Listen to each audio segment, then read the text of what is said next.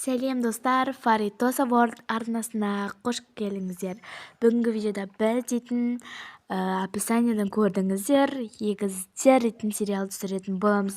Мен бұл сериалды қанша апта болды? 2 апта болды түсіре алмай жүргеніме бір себептер бойынша. Енді сіздерге осы қызықты сериалымды қабыл алыңыздар. Достар, бір нәрсе айтып кетейін. Мен сіздерге қатты еңбектеніп сериал түсіріп жүрсем, сіздер маған подписчикте, пікірде, лайкты баспадыңыздар ма? Давайте видео басталмастан бұрын соның барлығын істеп алып тіркелейікші. Сосын мен сіздерді жақсы көремін. Менің видеомды көрмес бұрын пікір жазып, топ деп жазып кетсеңіздер, мен сіздерге қатты қуанатын едім. Ендеше біздің қызықты сериалымызды бастаймыз. Қыздар, тезірек кіріңдер. Және де анау жаңағы жүк тасушы ағайға айта салыңдар. Осы есіктің алдына кіргізіп кете салсын, Әкең екеуміз жұмысқа асығып бара жатырмыз, тезірек. Жарайды, Қыздар, аналарыңа дұрыстап жауап берсеңдерші. Кеттік, үйімізді ашайық, көріп тезірек кетейік. Ал ертең болса, сендер сабаққа барасыңдар. Сол себепті мен сендерді ертең сабаққа документтеріңді дайындауға кетіп бара жатырмын, қыздар. Жақсы дедік қой. Кете беріңіздер, біз өзіміз үйді танысып аламыз. Қыздар, қойыңдар, болды, кіріңдер ішке.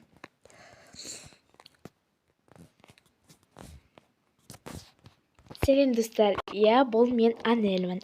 Менің отбасымды жаңа көрдіңіздер. Біз ұрысамыз күніге, но бірақ күніге татуласып кетеміз. Сондай отбасымыз, әр отбасыда сондай нәрсе бар шығар. Менің анамның аты Майра, ал әкемнің аты Жандос. Ал менің өте жақсы көретін егізім ол Жанель. Менің есімім Анель. Екеуміз мінезіміз екі түрлі, және де өзіміздің қызығушылығымыз әртүрлі. Неге екенін білмеймін. Егіздер тату болу керек пе, әлде тату болу керек емес пе, соны айтыңыздаршы. Менің егізім Жанель өте ұрысқақ, ал мен болсам өте мейірімдімін деп ойлаймын.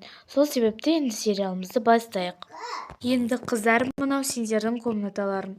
Анашым, неге сіз мен сіздерге айттым ғой, мен Анельмен бірге жатпаймын. Маған басқа комната деп айттым ғой. Қызым, енді біздің ақшамыз болмады. Енді осығанда кейін басқа екеуіңе үй алған кезде бөлек комната істеп беремін. Жанель, не болды сонша? Ата-анамыз осығанда рахмет айтсайшы. Бәрің жабыла беріңдер, менікі дұрыс емес. Қызым, болды, ұрыспаңдаршы. Кейін ақшам болғанда саған өте үлкен бөлме алып беремін. Осы Жанельде бір. Анель, сен вообще қош. Қыздар, болды, қойыңдар. Ал ана жерде біздің спальный. Сол себепті сендер қырылыспай ұрыспаңдар. Ертең сендерге мектепке құжат дайындап келемін. Как всегда осы мені жеп көреді. Анель өзі ата-анамның алдында періште болу керек. Жарайды, мен ұйықтаймын. Мына Жанельдің мінезі жаман болып кетіпті. Не екенін білмеймін, ата-анасының айтқанын тыңдамайды, қарсы шығады да отырады. Қоя берші, Майра. Кейін дұрысталар, әлі кішкентай ғой. Кішкентай емес, екеуі де 9-шы сыныпқа барады ғой. Үлкен қыз болды. Жанель осы мінезімен кетсе білмеймін не болатынын. Қыздарды шақырайын, бір нәрсе айтуым керек қыздарға.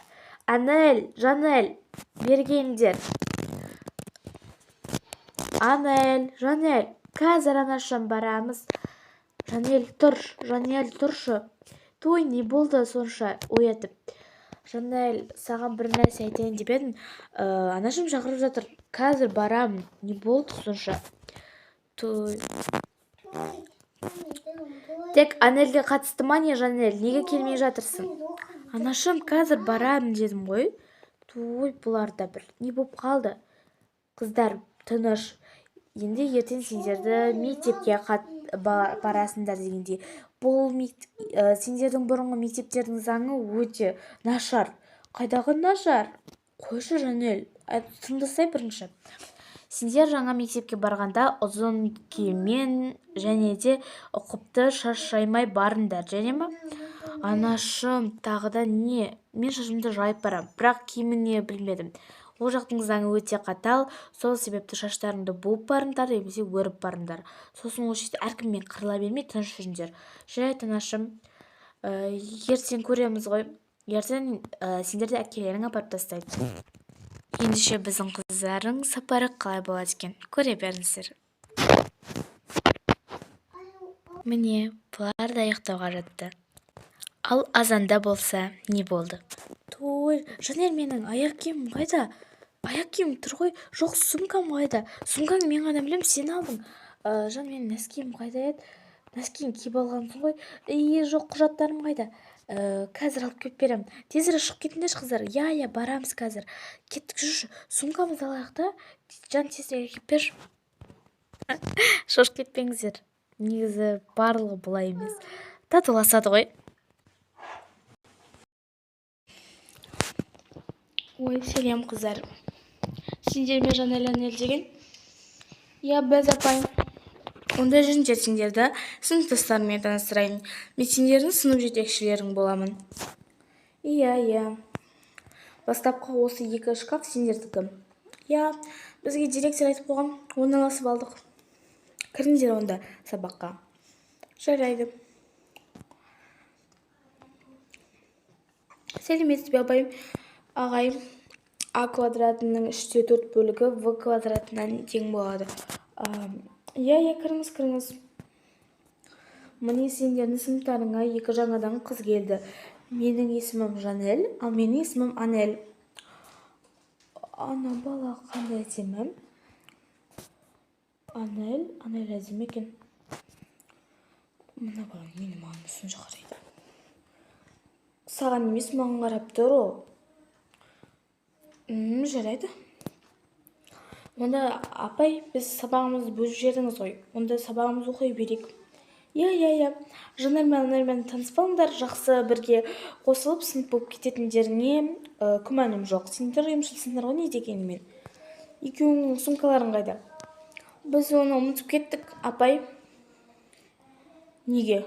Екі сабақтан қайтып кетеміз. Сонда сендер бүгін қайтасыңдар ма? Екі сабақтан. Барлық сабаққа қатасыңдар. Кітаптарыңды беріп, дәптерлеріңді беріңдер.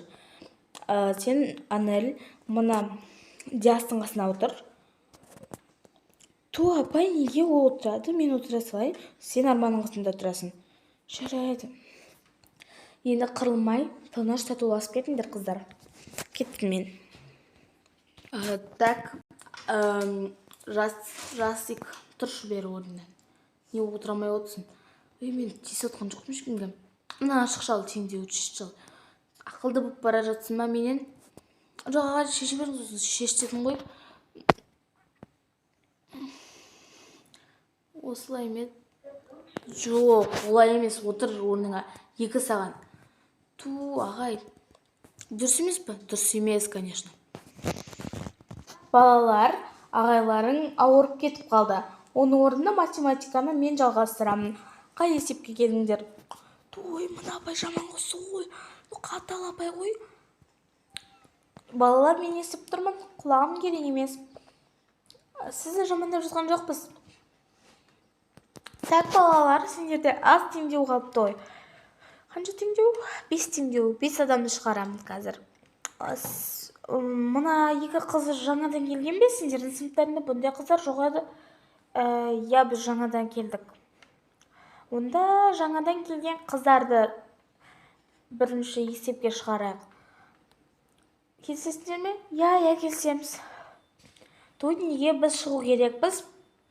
Имена, сонда бізде жаңадан келген оқушылардың бәрін осылай шығара бересіздер ме? Сенің есімің кім, қызым? Жанел.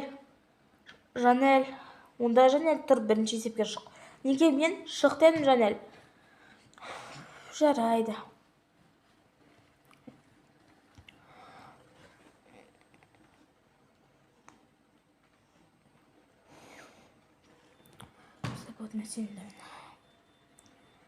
Егіз қайға бара жатсың? Неге орныңа отырдың? Енді мен есеп шығарып болдым ғой, сол үшін отырдым да. Бірінші мен тексерейін да, қате болса не палаш білесің бе? Той, менікі дұрыс деймін. Қайдан білесің? Өткен мен интернеттен көшірдім емес пе? Көшірдім? Иә. Сен қыз қазір таяқ жейсің. Бар кет бар. Сабақ аяқталды. Той, Жанел, тоқташ. Кетші бар, Анел. Немене сонша артымнан қалмай жүрсің? Неге бұлар өзіне ұрса береді? Егіздер тату болмайды емес пе? Сенің не шаруаң бар? Анел маған ұнамайды. Сол үшін екеуміз қырып қала береміз. Сендер вообще кімсіңдер бізге өйтіп айтатын? Кетші бар. Жанел, қойшы. Анел, қоя берші. Кете берсін. Той, енді ол ренжіп қалды ғой. Ой, сәлем, Жанел. Неге көңілсіз отырсың? Бағанадан бері байқадым. Анел екеуің ұрысып қала бердіңдер ғой. Не шырмың бар? Кетші бар. Жә, дөрекі болма. Мен сенің сырыңды білейін деп келдім. Білмеймін. Анелді атаңам менің қатты жақсы көретін секілді. Олай оламасай. Сені де жақсы көреді ғой. Егізі тату болу керек қой. Иә, білемін ғой. Бірақ Анел менен қарағанда жақсырақ. Ол бірден көп достар табады. Оған ата-анам көп көңіл бөледі. Сол себепті мен Анелді жеп көрем. Қалай десеңдер, өзім кейін айтып берермін. Так, Анелді естіп жамандап жатырсыңдар ма? Қазір мен Анелге айтып берем. Анел, Анела сені жамандап жатыр ғой. Ата-анам сенен қарағанда Анелді жақсы көреді деп. Қалай сонда? Ата-анамыз бірдей жақсы көреді ғой бізді. Жанел олай айтпайды. Айтады, жүрсе кеттік. Қазір сендерді бір-бірлеріңе қарсы қоймасақ. Так, не үшін келдіңдер? Кетіңдерші бар. Ой, Жанел, сыр жылан. Әдемі подружка тауып апсың ғой? Ей, сен кімсің менің негізімнен сыр жылан дейтін? Сен вообще мені жақтамай-ақ қойшы. Кетші бар. Кетші бар дегенде, Жанел, өз егізіңді сөйтіп істейсің бе? Жоқ, мен сені жеп көрем. Сені ата-анам менен қарағанда қатты жақсы көреді. Олай қателеспе, екеумізді бірдей жақсы көреді. Жоқ, бұның барлығы өтірік. Сөмнен не, ата-анамыз не, сен ауырып қалған кезде. Есіңде ме? Сен ауырып қалған кезде ата-анамыз маған айтқаны. Не айт? Так, Жанел, тезірек Анелге барып дәреп келіп бер. Анашым, барсайшы, неге осындай кезде тақасып қаласың? Жарайды, қазір әкелемін. Бердім дәрісін. Қызым, ауырмаш, сен ауырсың, біз де ауырамыз. Сол жаным, ауырмаш. Жанел, барып Анелдің киімдерін алып келші. Өзі киіп алсын. Және де Анелге магазиннен барып, не жесің, Анел? Ешнәрсе керек емес. Бүгін ол сабаққа бармайды, бір өзің бара бер. Той, анашым, Анел менімен бірге барса екен, деймін. Жоқ, Анелге барлық қызметін атқар. Және шайды да жинай сал өзің, жарай ма? Жинап қойдым. Жақсы, онда барып үйді жинап ауланы сыпырып кел. Анел бүгін демалсын. Солай, анамыз оны қатты жақсы көреді. Мені білмеймін, бөлектей береді. Сол кезімді қатты жеп көремін. Жоқ, Жанел, сен қателесесің. Есіңде ме? Ол кезде мен ауырып жаттым. Соң жазылдым ғой. Иә, анашым, ұйықтай берейінші. Иә, ұйықтай бер. Рахмет. Жаным, Жанел қатты шаршапты ғой. Анел, бүгін сен қатты демалдың. Ертең Жанелдің көмектесіп жүр, жарай ма? Жанелдің айтқанын бұл жотпай орында. Жарайды, анашым, ол маған бүгін демалыс жариялады ғой. Иә, Жанел негізі жақсы қыз. Сені ойлайды да жүреді. Просто оған көп көңіл бөлмейді деп өзіне ойлайды. Бірақ біз оны екеуіміз бірдей жақсы көреміз ғой. Жаным, сол Жанел, қайырлы түн. Анел, сен ұйықта. Жарайды. Кезде сені солай еркелететін. Сен именно ұйықтап қалғанда, және сен кетіп қалғанда маған сені жақсы көретін айтатын. Онда анамыз маған ата-анам жақсы көре ме мені? Мен жаман көреді деп ойлап жүрмін ғой. Жоқ, екеумізді бірдей жақсы көреді, және де сені артық жақсы көреді деп те айтсам болады. Себебі ана күні есіңде ме, мен сенің заттарыңды алып кеткенім, сол кезде саған новыйын әкеліп берген. Бірақ сен ұрысып бергеннен кейін сенің затыңды менікі деп өтірік айта салды ғой. Сонда сендер мені жақсы көресіңдер ме? Я, барлығымыз сені жақсы көреміз, Жанель. Олай өзіңді жақсы көрмейді деп ойлама. Кешір, Жанель, мен сені де өмірімді қиындатып жібердім ғой. Саған тиісем, бір кезде саған ұрсып жіберем. Жоқ, Жанель, мен саған ренжімеймін, сен маған ренжіме. Кеттік онда біз. Не, қырылғандарын көргілерің келіп пе еді? Жоқ, олай емес. Кеттік біз, кеттік. Тоқташы. Сонда да екеулерің жақсы көремін мен сендерді. Және де саған айтарым, Диасты жақсы көре бер. Ол маған ұнамай қалды. Басында ұнаған. Не дейсің? Ұнамай қалды дейсің бе? Той, кеттім, мен Жанелге барым керек. Анель, тоқташы. Не болып қалды? Диас мені жақсы көрем деп айтпашы. Жанель сені жақсы көреді. Және сені қызғанатын секілді. Жоқ, негізі мен сені емес, Жанелді жақсы көрем. Біз аттарың шатасыр қалды деп ойладым да. Ол мен жақсы көретін білем. Және де оған бір бүгін айтатыным, бүгін бір жерге қыдырып келейікші деп айтқым келіп жүр. Онда білмедім, ақылдасамыз ба? Жарайды, сен Жанель маған қатты ұнап қалды. Жарайды, Жанель екеуіңді қосып жіберейінші. Кеттік. Бірінші ол мынандай нәрселерді жақсы көреді. Шынымен бе, ұнатпай қалдың ба? Иә, маған ол ұнамайды. Өзіңе ала бер, жаным. Мен сені жақсы көрем. Сонда қалайсың, Жанель? Мынау да бір келді. Ол өзін жақсы көрмейді, оны біледі. Не болып қалды? Неге қалайша сұрап жатырсың? Сен білесің мені жақсы көретін. Сен мені жақсы көресің, мен сені жақсы көрдім. Қалайсың да? Мен сені бүгін свиданияға шақырсам бола ма? Кетші бар, жұмысың ба? Сен айттың ғой, ол солай жақсы көреді деп. Негізі мен саған айтқанымды білемін, екеуміз ақылдастық. Бірақ та Жанель дәл қазір сені жақсы көрмей қалған айтты ғой. Той. Сендерге бір жақсы жаңалық айтқымыз келіп тұр. Ой, қалайсыңдар? Жақсы өздерің. Біз сендерге бір жақсы немесе жаман жаңалық айтамыз. Айтыңдаршы, иә, айтыңдаршы тезірек. Біз Жанель екеуміз басқа мектепке ауысамыз. Той, сол ма? Біз сендерді қатты жақсы көреміз. Иә, рас айтасың. Біз сендерге бауыр басып қалдық қой. Сол ғой, неге ауысасыңдар? Зато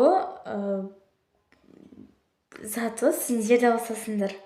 Қалай сонда? Ата-анамыз рұқсат бермейді ғой. Жоқ, мұғалім айтты. Сендер үздік сынып болғандықтан басқа мектепке ауысасыңдар деді. Және де ертең бізде маевкаға шығамыз. Күшті ғой, иә. Сәлем достар. Иә. Біздің сериалымыз осылай аяқталды. Қатты қызық болмады деп ойлаймын, бірақ сонда да көңілдеріңізге алыңыздар. Мен бұны еңбектеніп түсіріп жүрмін.